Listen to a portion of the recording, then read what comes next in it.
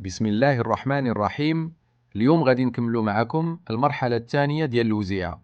من بعد ما شفتوا في الفيديو الأول كيفاش عزلنا العجول باش نختاروا واحد، اليوم غادي نوريوكم العجل اللي اختارينا وكيفاش كنحضروه باش تكون الذبيحة حلال على الطريقة الشرعية.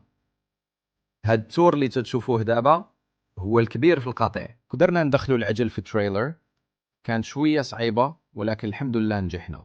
ودابا غادي نديه المكان اللي غادي تكون فيه الذبيحة. احتراما لأصحاب القلوب الحساسة غطينا بعض اللقطات، وفي النهاية خدينا العجل وديناه القاعة مهيئة لهذا الغرض باش يتسلخ، وكنخليوه يقطر شي أيام قبل ما يتقطع اللحم ديالو. وخليونا نقولوا كلمة واحدة في الأخير: الخير كيتقسم والنية الطيبة كتجمعنا، وهذه هي الوزيعة في المعنى ديالها الحقيقي.